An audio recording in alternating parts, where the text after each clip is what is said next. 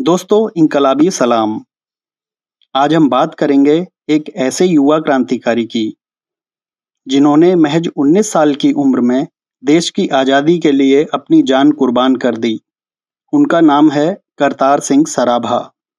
करतार सिंह सराभा ने न सिर्फ ब्रिटिश साम्राज्यवाद को हिलाकर रख दिया, बल्कि उनके त्याग समर्पण ने कई भारतीय नौजवानों के दिल में क्रांति की अलख भी जगा दी थी। करतार सिंह सराभा के जीवन से प्रेरणा लेने उन्हें अपना आदर्श मानने वालों में सबसे ऊंचा नाम भगत सिंह का है, जो उन्हीं की राह पर चले और उन्हीं की तरह देश के लिए 23 साल की उम्र में बलिदान हुए। करतार सिंह सराभा का जन्म 24 मई 1896 को पंजाब के लुधियाना जिले के सराभा गांव में हुआ था।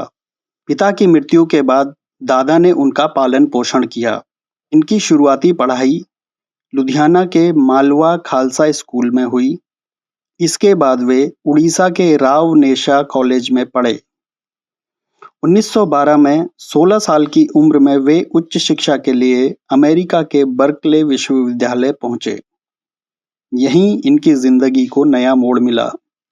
यहीं 16 साल का एक लड़का एक क्रांतिकारी बना, जिसने हजारों नौजवानों के दिलों में एक अलग ही मुकाम बना लिया। अमेरिका में पढ़ते समय करतार सिंह सराभा ने अमेरिका, कनाडा में प्रवासी मजदूरों की दुर्दशा को करीब से देखा।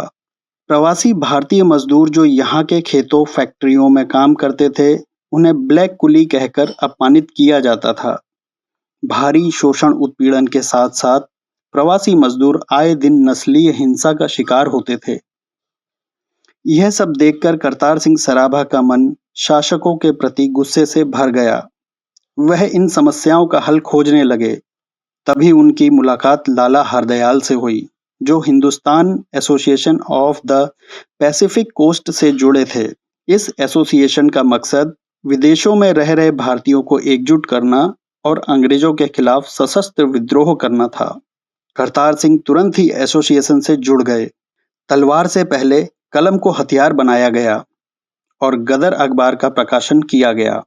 गदर के प्रकाशन और प्रचार प्रसार में करतार सिंह इतने डूबे कि उन्होंने पढ़ाई छोड़ दी और पूरी तरह से इसी काम में लग गए। 1 नवंबर 1913 को गदर का पहला अंक उर्दू में छपा। पत्रिका को और अधिक विस्तार देने के लिए इसे गुरुमुखी, गुजराती, बंगाली, मराठी, नेपाली और पाश्तो भाषा में छापा गया। करतार सिंह सराभा ने गदर अखबार के गुरुमुखी संस्करण के संपादन की जिम्मेदारी उठाई। गदर अखबार जल्दी बहुत लोकप्रिय हो गया। कामों को सांगठनिक विस्तार देने के लिए 1913 में हिंदुस्तान गदर पार्टी बनाई गई। गदर पार्टी का काम तेजी से अमेरिका के उन सभी इलाकों में फैल गया जहां प्रवासी भारतीय मजदूर थे।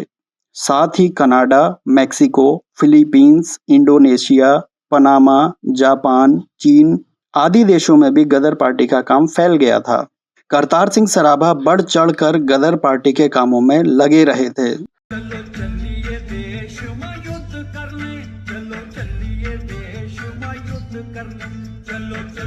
वे क्रांतिकारी लेख और कविता से लोगों को जागरूक करते और साहस व जोश से विद्रोह के लिए लोगों को आगे आने को प्रेरित करते। साम्राज्यवादी देश प्रथम विश्व युद्ध के लिए तैयार खड़े थे। ऐसे में गदर पार्टी द्वारा 26 जुलाई 1914 सैन फ्रांसिस्को में एक बड़ी गुप्त बैठक की, जिस बैठक में सभी प्रवासी भारतीय लोगों का आह्वान किया कि क्रांति के लिए देश चलो। भारत के हर कोने में क्रांति की ज्वाला धधका दो।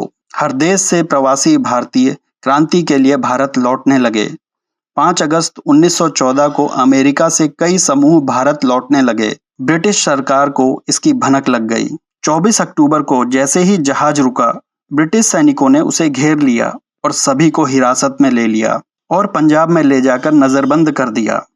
करतार सिंह सराभा और कुछ अन्य साथी जैसे तैसे बचते बचाते भारत पहुंचे। यहाँ करतार सिंह सराभा की मुलाकात रास बिहारी बोस व सत्येंद्र नाथ सान्याल से हुई। इसके बाद कई अन्य क्रांतिकारियों से संपर्क साधा गया और फिर विद्रोह की पूरी रूपरेखा बनाई गई।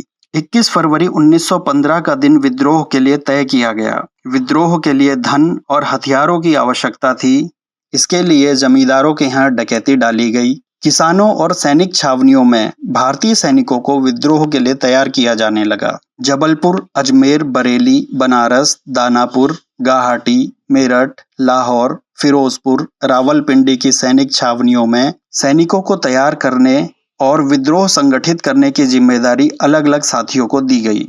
करतार सिंह सराभा और रास बिहारी बोस को फिरोजपुर और लाहौर की सैनिक छावनियों की जिम्मेदारी दी गई। 21 फरवरी का दिन नजदीक आ रहा था और विद्रोह की तैयारी भी जोर शोर से चल रही थी, लेकिन कुछ गद्दारों की वजह से अंग्रेजों को पूरी योजना का पता चल गया और अंग्रेजों ने दबिश, गिरफ्तारियां, निगरानी बढ़ा दी। क्रांतिकारियों ने भी विद्रोह की तारीख बदलकर 19 फरवरी कर दी, लेकिन यह सूचना छावनियों में समय से नहीं पहुंच पाई।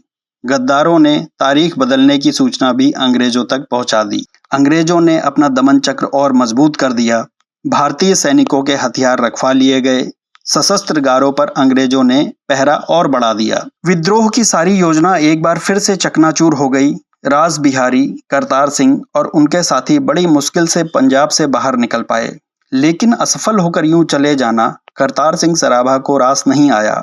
वे पंजाब वापस आ गए और बेहद प्रतिकूल समय में भी विद्रोह की तैयारी में लग गए।